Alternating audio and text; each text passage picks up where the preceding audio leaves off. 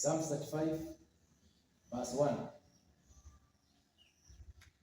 E Bwana, utete nao wanaoteta nami, upigane nao wanaopigana nami. Tuamini na tuombe. Tunaona ya kwamba nyumba ya Saul inakuwa dhaifu. The more wanaendelea kupigana, nyumba ya Saul inakuwa dhaifu na ya David inaendelea kukua na nguvu. So hii ni maana ya kwamba kati ya watu wawili, kati ya Saul na David, kuna yule ambaye anatumikia nguvu zake kupigana na kuna yule ambaye hatumikii nguvu zake kupigana. So tunaona ya kwamba Saul wakati anapigana anatumikia nguvu zake kupigana, na ndio maana nyumba yake inazidi kuwa dhaifu the more anapigana. Lakini David, kwa sababu si yeye anapigana, nyumba yake inaendelea kuwa na nguvu. So atumikii nguvu zake kwenye vita, nguvu zake anazihifadhi, anatumikia nguvu za mtu mwingine kwenye vita. Lakini sasa huyu Saul, kwa sababu anatumikia nguvu zake kwenye vita, hawezi zihifadhi. So anaendelea kuwa mdhaifu the more anatoa zile nguvu zake kwa kutumika. Praise God. Amen. Praise God. Amen. So kwa nini Saul? Tunataka kuona kwa nini nyumba ya Saul iliendelea kuwa dhaifu wakati wanapigana. Kitu cha kwanza, Saul hakuwa na imani kwa Mungu. Alijiamini yeye mwenyewe. Ndio, ako na mali, ako na nguvu, ako na jeshi ya kumpigania. So aliona hakuna haja ya kwenda kwa Mungu kuitisha usaidizi kutoka kwake kwenye hivyo vita. So kitu cha kwanza kilichofanya nyumba ya Saul kuwa dhaifu kwamba hakumwamini Mungu. Kitu cha pili, Saul alijiamini yeye mwenyewe. Licha ya kutoamini Mungu, alichukua imani yake akajiwekea akaiweka kwenye mali yake. So aliamini ya kwamba mali yake na nguvu zake zitamsaidia vitani. Praise God. Amen. Kitu cha tatu ambacho kilifanya Saul nyumba yake kuwa dhaifu, hakuwa na connection na Mungu. Connection ya Saul na Mungu ilikuwa ile dhaifu. Praise God. Kwa mfano, tuko na mti ambao unaitwa redwood tree. So huo mti huwa ni mrefu kabisa, na mizizi yake si ile tapu ya kwenda chini, ni hii ya kushika tu ardhini juu. So huo mti wakati unamea, kama hauna support kutoka kwa miti nyingine, upepo ukikuja utauangusha, kwa sababu huo mti ni mrefu na mizizi yake haijaenda chini. Na hauwezi pata huo mti unamea peke yake, lazima kuwe na vingine kando of the same kind, of which wakati huu unamea unaleta mizizi yake inashikana na mizizi ya hii miti ingine na zinakuwa kitu kimoja. Wakati zinakuwa kitu kimoja, hata upepo ukuja mzito, hauwezi ukang'oa mti mmoja uanguke, kwa sababu huu mti umekuwa connected na huu na umekuwa connected na huu kupitia kwa mizizi. So hata ukitikiswa na upepo hauwezi kuvunjika. So Saul, ile connection, ile mizizi yake hakuwa ameiweka katika Mwenyezi Mungu. So wakati anajaribu kutumikia nguvu zake zinaenda zikipunguka.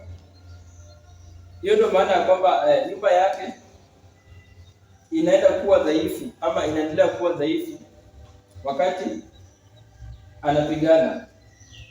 Kitu kingine, Saul aliamini nyumba yake na akaamini utajiri wake na kwamba utamsaidia kupigana, of which mwishowe ile mali yake, pesa zake, ile jeshi lake alilokuwa nalo halikumsaidia. Praise God. Amen. Na nataka tuone kwa nini nyumba ya David ilikuwa ama iliendelea kuwa na nguvu wakati ambapo wanapigana. Kitu cha kwanza tunaona David alikuwa mtu ambaye anamwamini Mungu. Ukisoma Romans chapter 9 verse 3, hapo mwishowe inasema aje? Mtu ambaye ako na imani kwenye Mwenyezi Mungu hawezi akaaibishwa. So mtu yule ambaye anaamini Mwenyezi Mungu, mwishowe Mungu hawezi akamwaibisha. So David alikuwa na imani kwa Mwenyezi Mungu. Aliamini kwamba hivi vita ambavyo anapigana si yeye anapigana, bali anapiganiwa. So wakati anapiganiwa, hapo na uhakika na yule mtu ambaye anampigania kwamba kuna ushindi atakao upata. Daudi, kitu kingine, alikuwa na uhusiano mzuri na Mwenyezi Mungu. Alijua kwamba yeye peke yake hataweza, anahitaji usaidizi. So ndio maana akanyenyekea mbele za Mwenyezi Mungu kumuomba usaidizi ni kwa ajili ya hivi vita. Na tunaona ya kwamba wakati Mungu anaingilia kati ya vile vita na kumsaidia, nyumba yake inaendelea kuwa kwa nguvu, kwa sababu yeye hatumiki nguvu zake kupigana, anatumikia nguvu za Mwenyezi Mungu. Praise God. Amen. Daudi hakujiamini yeye mwenyewe. Kwa nini hakujiamini? Kwa sababu alijua kwamba mawazo yake na mawazo ya Mwenyezi Mungu ni tofauti. So wakati atajiamini ya kwamba atashinda, pengine Mungu angesababisha jambo ya kumrudisha nyuma ili ajue kwamba bila Mungu hata ile vita angelishinda. So wakati ya Daudi aligundua ya kwamba yeye peke yake hataweza kupigana, ndio maana anamuingiza Mungu kwenye hiyo vita na nyumba yake inaendelea kuwa kwa nguvu. Daudi aliomba Mwenyezi Mungu ampiganie. Praise God. Amen. So hapo tunapata kutoka kitabu ya Psalms. Tasoma step by step.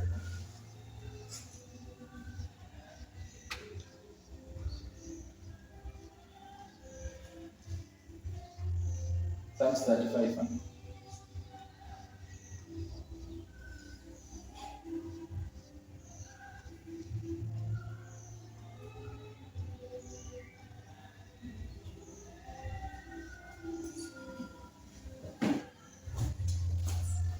Zaburi 35 mstari wa kwanza unasema hivi: Bwana, teta nao wanaoteta nami, upigane nao wanaopigana nami. Sawa. So inasema ya kwamba atete nao wanaoteta na yeye na apigane nao wanaopigana na yeye. So Daudi anamwambia Mungu kwenye maombi ya kwamba hawa maadui ambao wanapigana nami, pigana nao. So badala ya Daudi yeye kwenda kupigana, ametuma Mwenyezi Mungu apigane. Ndio maana anamwambia Mungu ya kwamba upigane nao wanaopigana na mimi, kwa sababu alijua kwamba yeye hana uwezo wa kupigana nao. Akiangalia jeshi la Saul liko na nguvu, na yeye akijiangalia jeshi lake halina nguvu, hana uwezo. Ndio maana anaambia Mungu sasa amemwachia hiyo vita yeye apigane. Next. Mstari wa pili, uishike ngao na kigao, usimame unisaidie. So ashike ngao na kigao na asimame akamsaidie. Daudi anamwambia Mungu ya kwamba achukue zile silaha ambazo ako nazo Mwenyezi Mungu, ambazo zitasaidiana katika hivi vita ili akaupate ushindi. So Daudi ameona ya kwamba hata yeye akiwa na silaha za aina gani, hata akiwa na jeshi la aina gani hataweza, lakini Mungu akichukua tu silaha yake na aende kwenye vita atashinda. Praise God. Amen. Next. Utoe na mkuki wapinge wanaonitafutia. Uiambie nafsi yangu, mimi ni wokovu wako. So Daudi anamwambia Mungu ya kwamba akauchukue mkuki akawafume wale ambao ni maadui wake. So kuna uwezekano ya kwamba ili jeshi lilikuwa na silaha ambazo zilikuwa zile kalikali. Walikuwa watu ambao wamejiami kwenye vita vizuri. So wakati Sauli then David anaangalia huko, anaona yeye hataweza hii. So anamuingiza Mungu kati na anamwambia Mungu akachukue mkuki akawafume, kwa maana alijua silaha ya Mungu iko na nguvu, iko na uwezo kushinda silaha zingine zote. So ndio maana ya kwamba anamwambia akachukue mkuki akamsaidia na hao. Next. Waibishe, wafedheshe wanaonitafuta nafsi yangu, warudishe nyuma, wafadhaishe wanaonizuia mabaya. So Daudi anamwambia Mungu ya kwamba awaibishe wanaotafuta nafsi yake. So wakati Saul wanapigana vita na Daudi, Saul anatafuta nafsi ya Daudi.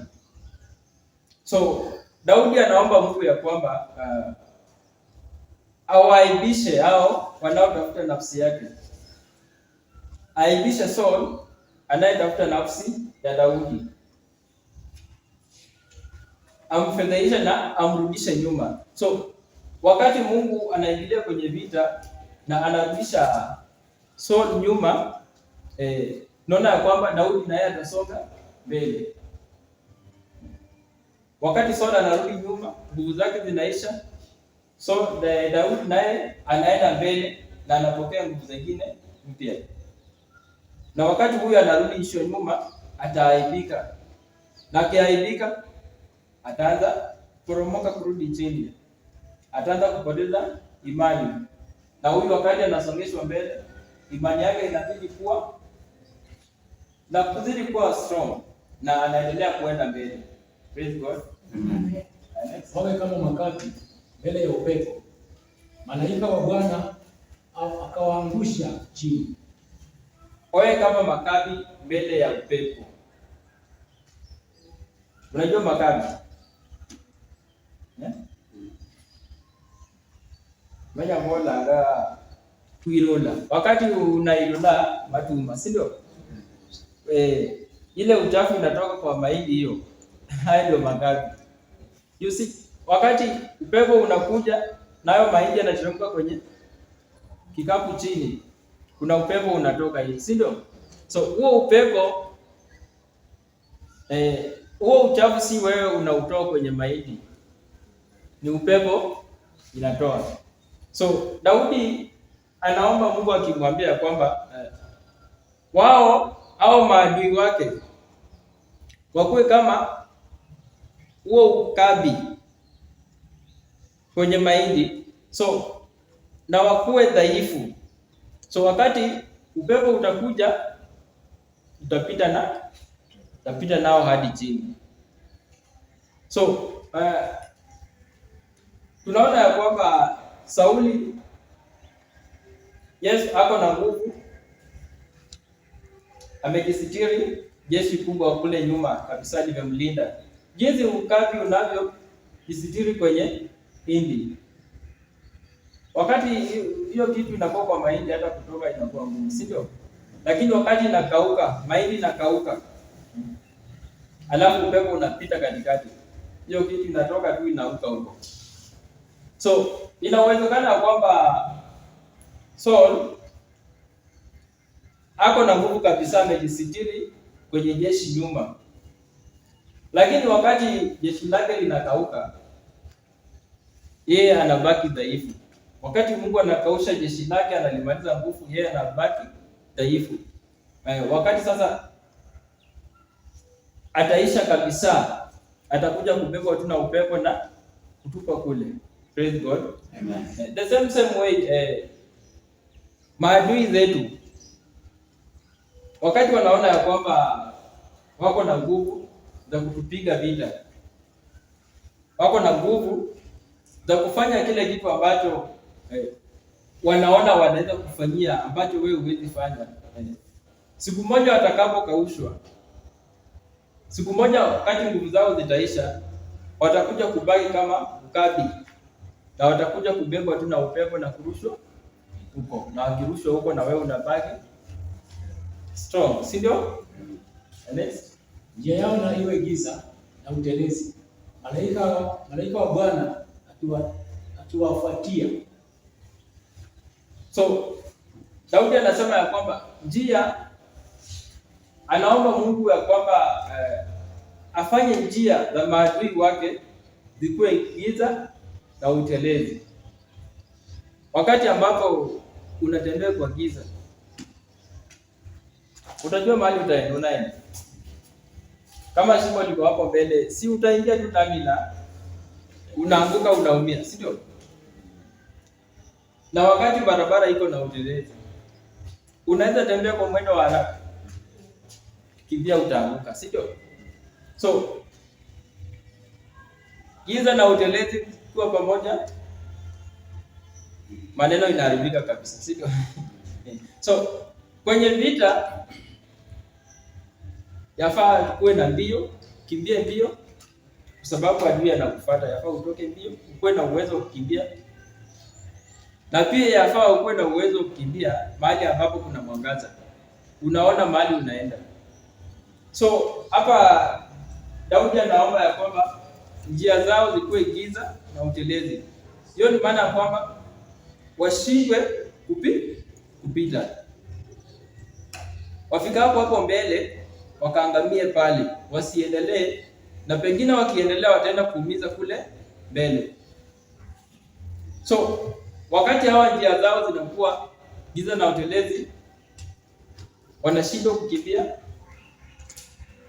wanashindwa kuona mbele, na huku malaika wa Bwana anawafuata nyuma, pendeka kabisa.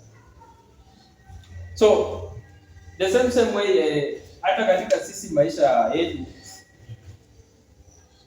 wale ambao wanainuka vinyume na sisi, Mungu anafanya njia zao kukua giza na utelezi, na kwamba ikiwa uko hapo mbele na wanakufuata wakuangamize, huku nyuma barabara zao zina utelezi na zina giza, hawatakuwa na uwezo wa kufikia kwa haraka. Itawabidi watembee polepole kufuata, na wakati wanatembea polepole, na wewe unatembea kwenye mwanga kule mbele, na njia yako iko sawa, hakuna utelezi kule, wewe unatembea haraka. So kitambo huyu adui yako akufikie, itamchukua muda, na hata pengine utakuwa ushavuka ile ngambo nyingine, na wakati ushavuka kufikia itakuwa ngumu. So haya ni maombi ambayo sisi pia Wakristo yafaa tunaomba, na kwamba wale ambao wako kinyume na sisi, Mungu awashughulikie. Praise God. Next. Maana bila sababu wamenifichia wao, bila sababu wamenikimbia shimo nafsi yao. So Daudi anaomba haya maombi kwa Mwenyezi Mungu kwa sababu yeye hakuwa na makosa nao, hakuwa na lengo lolote mbaya nao, lakini hao wanaitafuta nafsi yake. So anaomba Mungu haya yawatendekee kwa sababu yeye hakuwa na ubaya nao, wao ndio wanaomtafuta. Uharibifu na umpate kwa ghafla, na wavu uliofichwa umnase yeye mwenyewe. So uharibifu aanguke ndani yake. So wakati ambapo Daudi anaendelea kupigwa vita, anaomba ya kwamba wale ambao wanampiga vita, uharibifu ujitokeze ghafla maishani mwao, na huo uharibifu kijitokeza kwa maisha yao, watarudi nyuma, na wakati wanarudi nyuma, yeye anaendelea mbele. So the same way kwa maadui zetu ama kwa wale ambao hawatutakii yale mazuri, wakati uharibifu unakuja katika maisha yao, wanaona ama wanakutana na ugumu wa kuendelea kututakia ama kutufanyia yale mabaya, na wanarudi nyuma. Na wakati wanarudi nyuma, sisi ambao hatukuwa na makosa nao, hasa tunakuwa uhuru na tunaendelea kwenda mbele. Nafsi yangu itamfurahia Bwana na kumshangilia wokovu wake.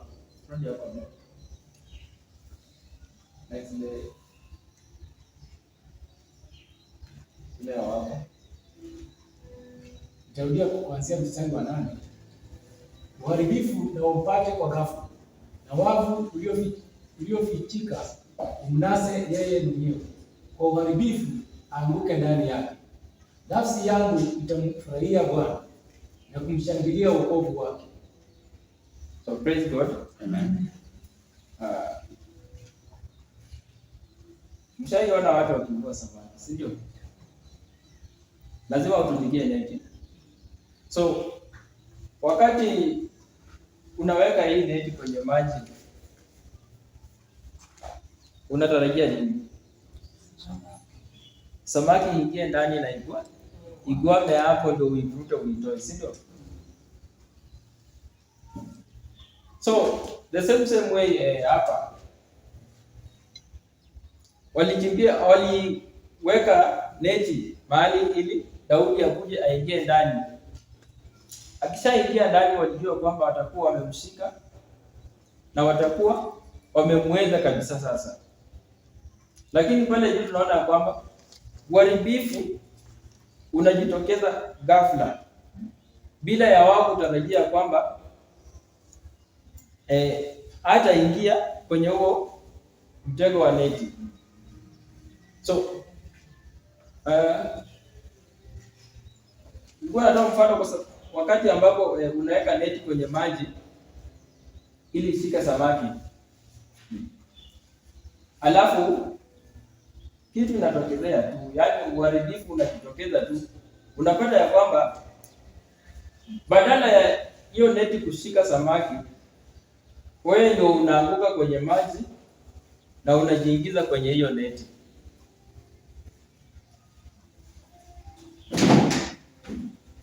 Yaani urele neti masi opananga isutse izakunjira mu neti yomo awinyola niwe mwene winjere mu neti yomo winjere mu wani asa no wani ngo opangana kabisa urulata alafu inakuwa ngumu wewe kutoka ndani ya hiyo neti. So wakati samaki inakuja inapata hii neti itakana ingie ndani, inapata huko ndani inachezea ndani ya neti kama samaki. Samaki inashtuka, inarudi, naenda mbio. So hiyo samaki ulikuwa unatarajia kuishika, wakati umepata wewe uko ndani ya neti, hasa inakuwa uhuru. Neti ishajaa, hakuna mali, itakuwa uhuru na itaenda na itakuwa uhuru kabisa. So the same way Sauli wakati anateka Daudi na neti, akuja ingie ndani ndio amnase. tunapata kwamba uharibifu, anaomba uharibifu kakuje, badala ya Daudi kuingia kwenye neti, Samueli akaingia ndani ya neti.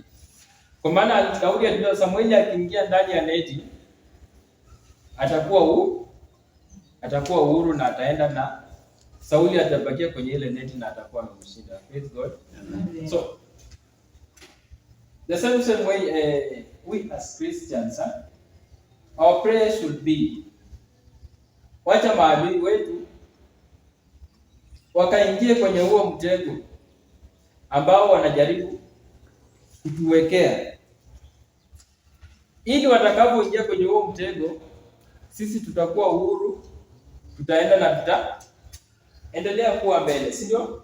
Na wao kwenye huo mtego watazidi kufia pale. Praise God. Amen. Mifupa yangu yote itasema, Bwana ni nani aliye kama wewe, umponyaye maskini na mtu aliye hodari, kumshinda yeye na maskini na mhitaji na mtu amtakaye. So wakati hii neti imekuja, hii samaki imekuja imepata wewe uko ndani ya neti hivi na ulikuwa unataka kushika hii, hata samaki kitoka hiyo inaenda kushangilia, si ndio? Inashangilia hasa iko uhuru, adui yake amenaswa kwenye mtego, so samaki inaenda ikishangilia. So the same way Daudi atashangilia wakati ambapo Sauli yuko ndani ya neti, ametegwa, amenaswa, kwa sababu atajua kwamba amemshinda vile vita. Mungu aliyemwomba amemsaidia kumshinda vile vita, na sasa yuko huru. Wakati yuko huru, atatoa shukrani na sifa kwa Mwenyezi Mungu, akimwambia Mungu, asante, umenipigania, umenitetea mimi ambaye nilikuwa dhaifu, mimi ambaye nilikuwa sina uwezo wa kupigana na hiki kikosi. Wewe umenipigania, wewe umenisaidia, na atarudisha shukrani kwa Mwenyezi Mungu, na kupitia kwa hilo jina la Bwana litainuliwa. Praise God. Amen. So katika maisha yetu sisi kama Wakristo tuko na vita vingi ambavyo tunapigana. Tuko na vita vya magonjwa. So wakati ambapo tuko na vita vya magonjwa, nenda kwa daktari anashindwa,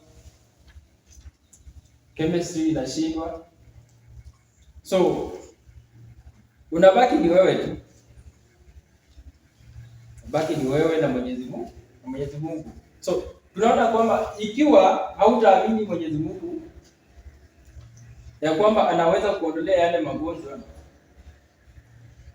na uchukue imani yako ukaweke kwa mwanadamu, mwishowe utaenda pengine unaenda kwa maombi huku nje, ati unaombewa magonjwa itoke. The more unaenda kuombewa kwa watu huko nje, the more yale magonjwa yanaongezeka. The more unatafuta waganga huko nje wakuombee hii itoke, the more inaongezeka. Lakini sasa ukisema ya kwamba hii vita ya magonjwa mimi siliwezi, na umwachie Mwenyezi Mungu akupiganie, si utafaulu, si ndio? Kwa sababu umejaribu madaktari, umeshindwa, umeenda chemistry zote umeshindwa, madawa imeshindikana. Ukimwachia Mungu ataweza. Praise God. Tuko na vita hata katika jamii. Napata hii jamii inajiweza, hii haijiwezi. So hii yenye inajiweza kwa sababu inaona iko na kila kitu, iko na pesa, iko na uwezo, na hii haina, inaweza fanya jambo lolote kuangamiza hii ambayo haina. So na ukikuja huku mahali hakuna kitu kweli, wanaona sisi hatuwezi pigana na hawa wako na kila kitu, tatumaliza.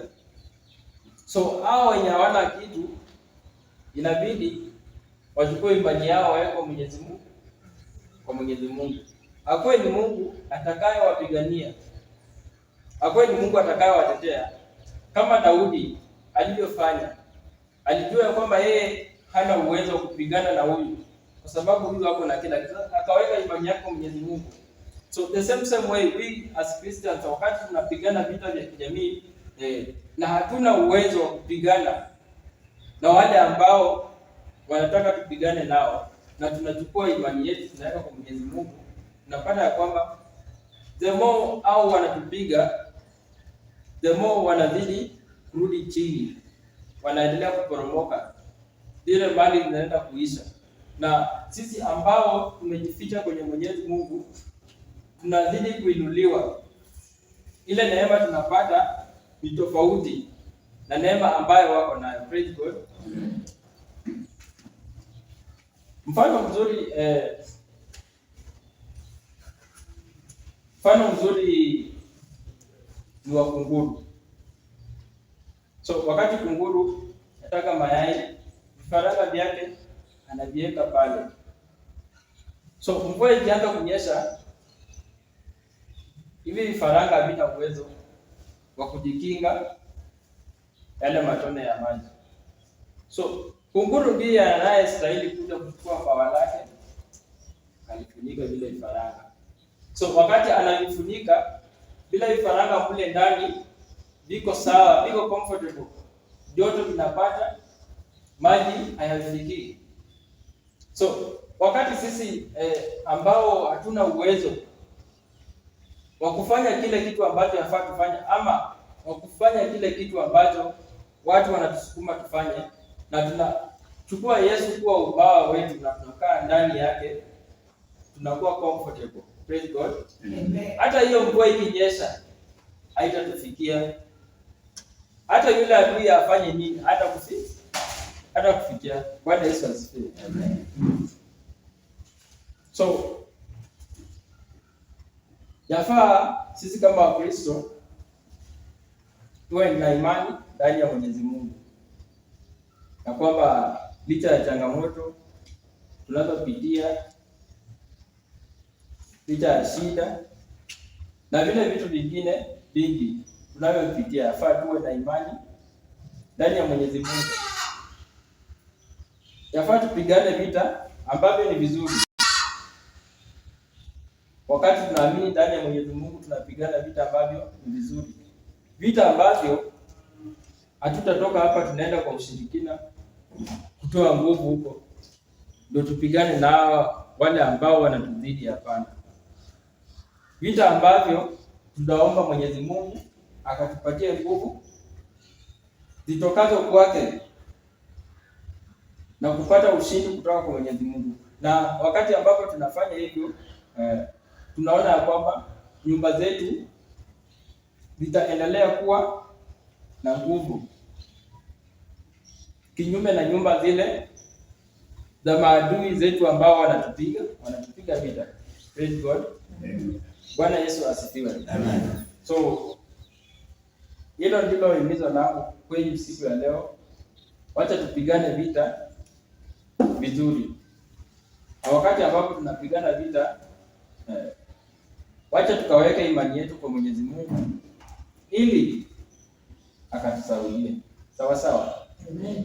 Ama namna gani? Amen. Yes, mbarikiwe. Amen.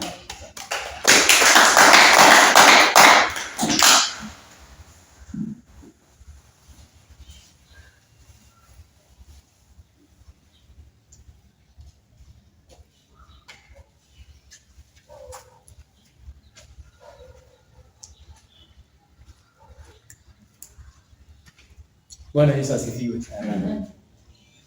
Asubuhi njema ambayo tumesikia sauti ya Mwenyezi Mungu ikisemezana nasi asubuhi ya leo. Nashukuru ambaye Mungu amemtumia siku ya leo akiwa ni Derek, jinsi Mungu amemtumia. Tumesikia vile Mungu amesemezana nasi asubuhi ya leo, kwamba ni vita katika sisi wa Kristo. Umesikia vile Mungu amesemezana nasi asubuhi ya leo. Ningependa tuimbe kijito tukisimama.